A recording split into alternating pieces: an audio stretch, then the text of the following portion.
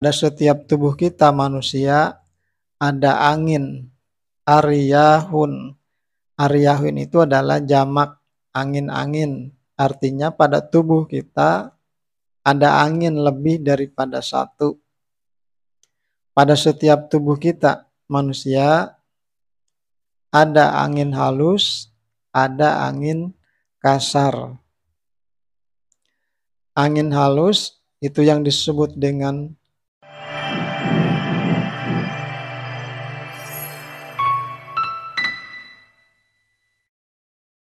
saudara sekalian yang saya cintai dimanapun berada. Salam untuk semuanya. Sampurasun, rahayu, rahayu, rahayu. Alhamdulillah kita berjumpa lagi. Alhamdulillah kita bersyukur bahwa kita semua selalu berada di dalam kasih sayang Allah. Bahwa kita semua selalu berada di dalam kasih sayang Tuhan. Dan selanjutnya untuk bahasan kita, untuk tema obrolan sekarang ini adalah kita akan membahas, kita akan membuka rahasia isi manusia. Apa saja yang menjadi isi manusia? Ikuti video ini, ikuti bahasan ini sampai selesai.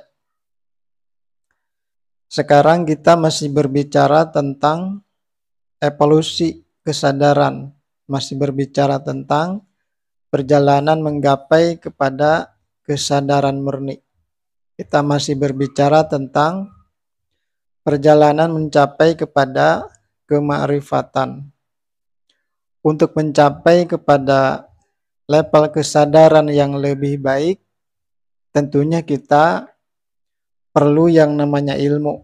Kita memerlukan pemahaman, kita memerlukan pengetahuan. Apa yang harus kita pahami, apa yang harus kita ketahui, salah satunya adalah tentang diri jiwa raga kita. Nah, di dalam bahasan ini kita akan membuka rahasia isi manusia. Setiap manusia dari zaman dahulu, zaman sekarang, dan zaman yang akan datang nanti mempunyai isi yang sama. Nah, di dalam bahasan sekarang ini, isi manusia yang akan dibahas pada kesempatan ini, saya akan membahas 4 saja. Isi manusia yang ke-1 adalah angin. Isi manusia yang kedua adalah darah. Isi manusia yang ketiga adalah air. Isi manusia yang keempat adalah lendir. Itu adalah isi tubuh kita manusia. Ada angin, ada darah, ada air, ada lendir.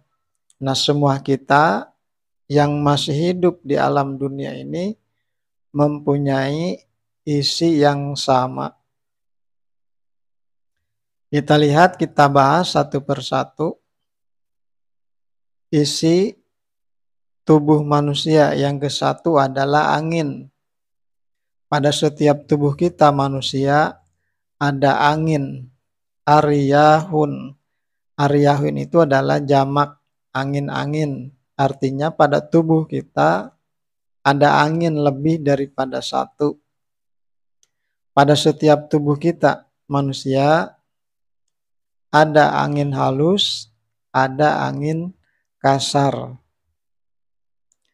Angin halus itu yang disebut dengan ar-ruh. Ruh itu adalah zat hidup. Ruh itu adalah yang disebut dengan jati diri. Ruh itu yang disebut dengan diri sendiri. Bahkan bisa disebut juga dengan guru sejati. Nah, ruh itu adalah energi murni. Ruh itu adalah energi ilahi. Bisa disebut juga dengan zat ilahi. Itu adalah angin halus atau ar-ruh. Tubuh kita manusia bisa hidup, bisa bergerak, bisa berkembang, bisa mendengar, bisa melihat, bisa berbicara, bisa berpikir, bisa melakukan segala sesuatu aktivitas karena ada ruh, karena ada zat hidup. Selanjutnya pada tubuh kita ada yang namanya angin kasar. Siapa itu angin kasar? Apa itu angin kasar? Nah, angin kasar itu adalah bangsa jin atau golongan jin. Pada tubuh kita manusia ada angin kasar, ada jin. Paling tidak jin korin. Jadi pada tubuh kita manusia ada yang namanya jin korin. Nah, korin itu artinya berdampingan. Selanjutnya angin kasar pada tubuh kita bisa juga dari ilmu-ilmu yang sudah dipelajari atau hodam. Bisa juga angin kasar itu ada pada tubuh kita bisa dari jimat-jimat yang kita simpan selama ini, yang kita gunakan selama ini. Angin kasar atau jin ada pada tubuh kita, nah bisa juga yang sifatnya keturunan atau titisan.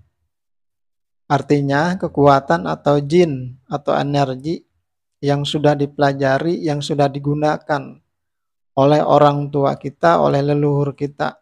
Nah bisa saja nanti ikut dan masuk kepada tubuh anak cucunya. Nah selanjutnya pada tubuh kita ada angin kasar, ada jin. Bisa dari arah-arah yang lainnya. Nah itu adalah isi manusia yang ke-1. Angin, ada angin halus, ada angin kasar. Selanjutnya isi manusia yang kedua adalah darah. Darah bagi tubuh kita adalah nyawa, nyawa yang berwujud. Karena itu kita bisa hidup, bisa bergerak, bisa berkembang. Karena ada darah salah satunya. Jadi kalau kita manusia, tubuh kita kehabisan darah atau darahnya sudah habis, nah bisa mati, tidak lagi bisa bergerak, tidak lagi bisa hidup, tidak lagi bisa berkembang.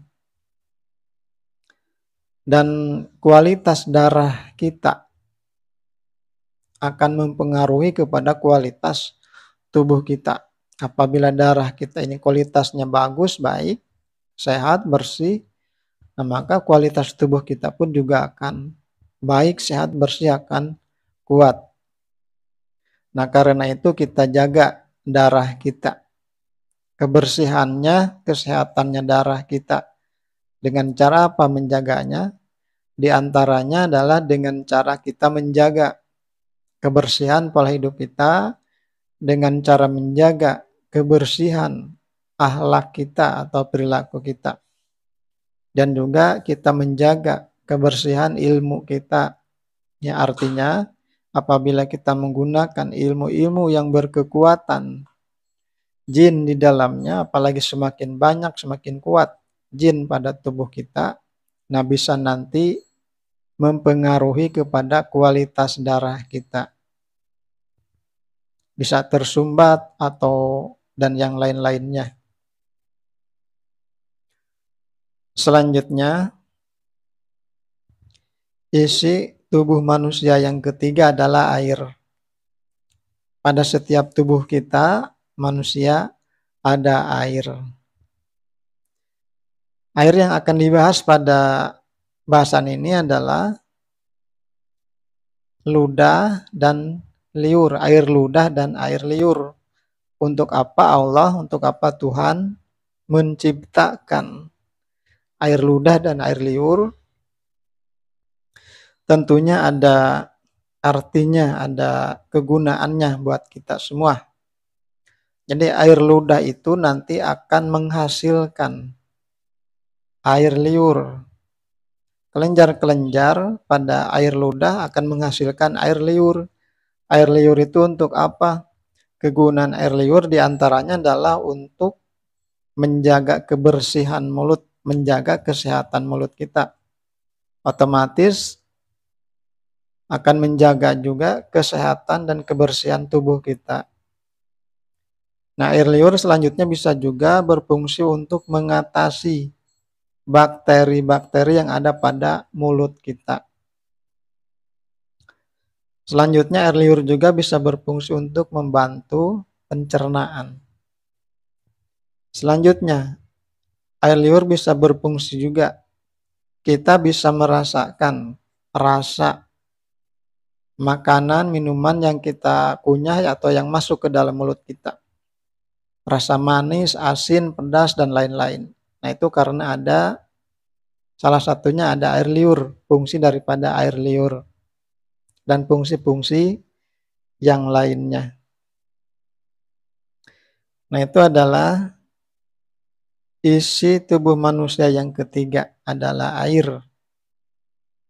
Selanjutnya isi manusia yang keempat, isi manusia yang keempat adalah lendir.